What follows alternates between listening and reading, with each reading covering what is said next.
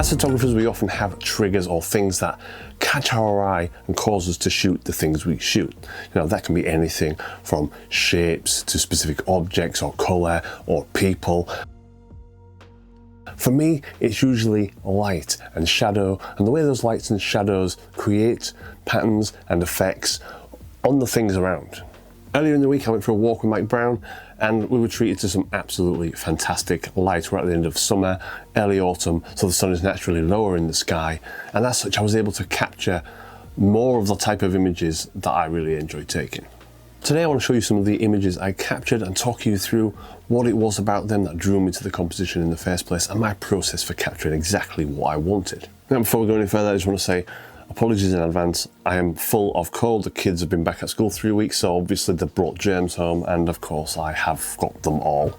So yeah, apologies if I sound a bit stuffy and croaky and whatnot. So I took about 600 photos while I was out, and most of that was shot in burst mode so I could get my subjects exactly where I wanted them within the scene. From that 600, I kept about 50 that I thought were usable shots, and by usable I mean, you know, good enough for the socials or something like that, not necessarily portfolio worthy or print worthy, but you know, good enough. From that 50, I kept a handful that I thought demonstrated what I'm talking about really well, and those are the images that I want to share with you and talk through with you today. For this first image, it was the shape of the lights on the ground and on the building in the background that was somewhat created by the canopy of the building. Whilst we stood there working the scene, I noticed that depending on whether people were walking, some appeared illuminated while others remained in shadows, and I thought this was a really cool effect. I decided it was the shadow people I wanted to create a cool silhouette shot, but then this happened and I quickly fired off some shots, capturing one in light, one in shadow, just entering the frame. It gave me some nice contrast and a somewhat ominous feeling, the centre subject being in a spotlight almost, while we had that phantom lurking at the edges.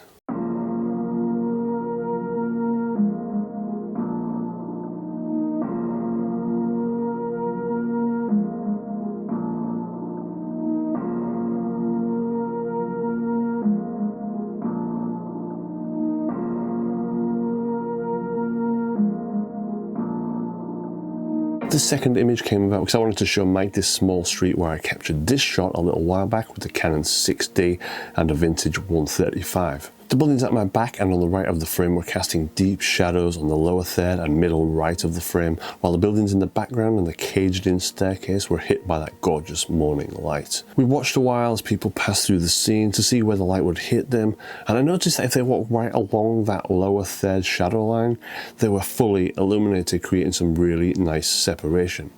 I actually took 2 shots here, but decided I preferred the subject on the centre of the lower third, and I went black and white with this one as well, as I felt the colour in the scene didn't really add anything interesting, and the high contrast enhanced the separation and framing of the subject.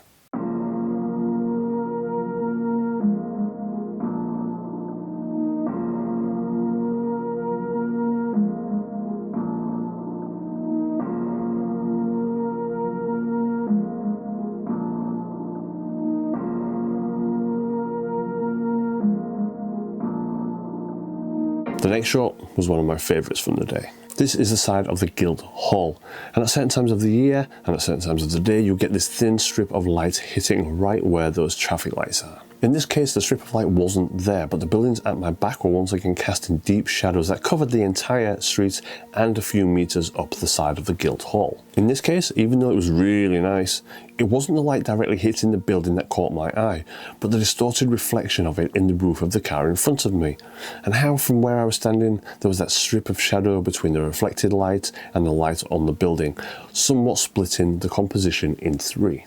Now all I needed was a subject wearing dark clothes to walk through and into that light by the traffic lights, and I got lucky in that I got the shot as the lights were on amber, so the colours of the scene all work really well together, rather than have that bright green or bright red dot to draw too much attention.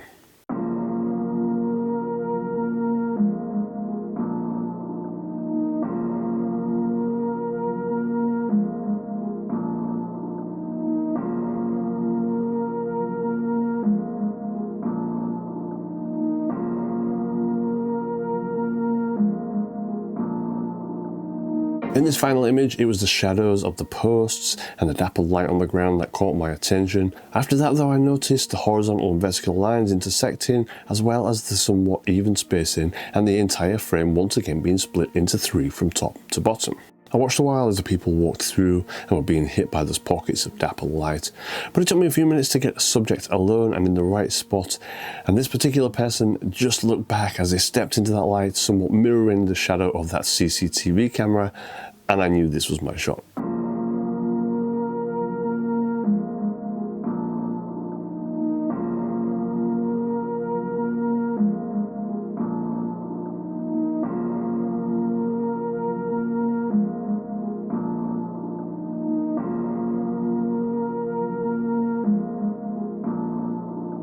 Alright, I hope you found that little insight into my approach of these types of shot interesting, and I feel like information like this is far more valuable as a learning aid than any settings I could give you. So I'd love to know your thoughts in the comments, and let me know if you'd like to see any more of these photo breakdown type videos.